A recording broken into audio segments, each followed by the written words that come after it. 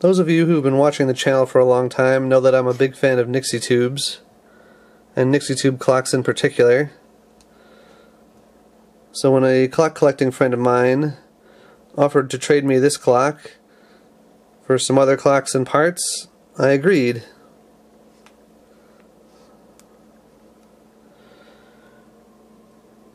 This clock was made by Mapsevoli Inc. starting in 2002. It doesn't have a model number marked on it. It just says Nixie clock ZM1040, and it uses Phillips ZM1040 tubes. These tubes are fairly hard to come by today, but they are definitely beautiful. These ones are unusual in that they have this X-shaped reinforcement on the top, and appear to have been actually made by Phillips. A number of the tubes you will find on eBay marked ZM1040 were actually made in East Germany and are Z566M tubes, which are beautiful in their own right.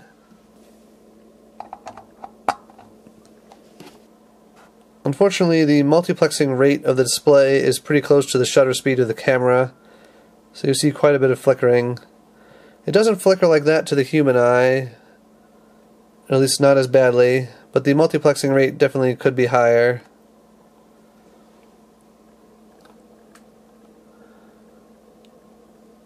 The clock has a fairly nice crossfading effect. I wish that was a little bit adjustable, but it's not. Thankfully it's set at a fairly reasonable rate. A bit slower than I'd like, but not too bad. This Nixie clock was one of the first ones on the market.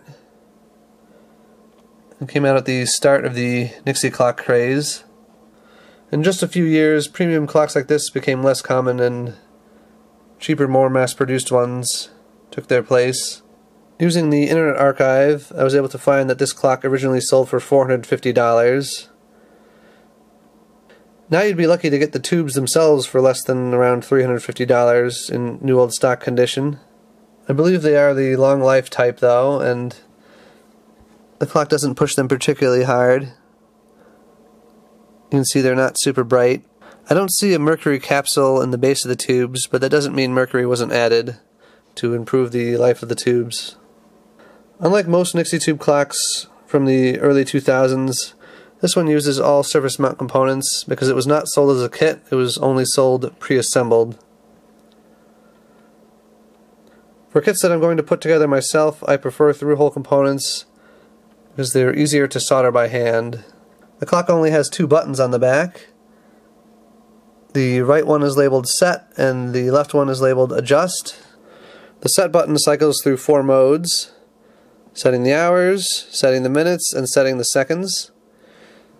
The buttons are not properly debounced, so it'll sometimes skip the digit you wish to set. Got on the hours now, and then I can adjust it with the Adjust button. You can see the clock only counts up to 12. That's because it's in 12-hour mode. If you remove that jumper labeled MIL for military time, the clock will display 24-hour time, but I prefer 12-hour time, so that's what I left it set to.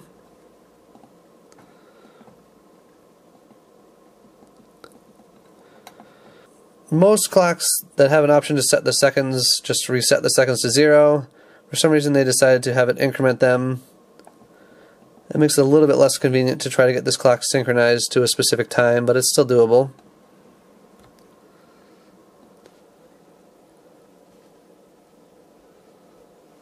I think those Nixie tubes are just gorgeous. I'm going to turn off the lights so you can see the glow a bit better. I'd hoped it would help with the flickering, but it did not. This is actually the third attempt to record this video. The first two were with a new-to-me camera that was a gift, but unfortunately it really did not play nice with the flickering Nixie tubes, and I need to figure out how to make the autofocus faster on that because it was just leaving the video blurry in a bunch of spots. So I'm back to my old camera here. There aren't too many components in this clock. The IC closest to the tubes is a 74141N Nixie tube driver. That's a fairly late production one, seemingly from the 1980s, possibly the 27th week of 1983. And behind that is the PIC microcontroller. That's the brains of the clock. That's the only IC that's socketed. And next to it is a quartz crystal, and next to that is C7, the trimmer. I adjusted that as best I could to get the clock running accurately. It wasn't running all that accurately when I got it, but it's pretty touchy. This clock is not a particularly great timekeeper because they're using an uncompensated crystal oscillator. Somewhat surprisingly, the original manufacturer of this clock is actually selling an upgrade for it that replaces that socketed PIC microcontroller with a new daughter board that has a new microcontroller and a new RTC on it. Unfortunately, they are asking $400 for that upgrade, which is a bit much. That's only $50 less than the whole clock sold for originally, including the tubes. And that's just more than I care to spend to improve the timekeeping accuracy a bit. But it is cool that they're still around. I don't have the original 12 volt DC adapter for this clock. I'm using a 700 milliamp switching one, which seems to work just fine. It's not marked on there, but it's center positive, in case anyone else has one of these. The original owner of this clock, or at least the person who owned it before my friend, had it running in a place that was unfortunately full of bugs. So quite a few of them had gotten in here, and some had actually fried themselves onto the components. I'll include a picture of that in the video for those who want to see. I remember one of them got fried onto that transistor Q4 there, smited by forces beyond its comprehension.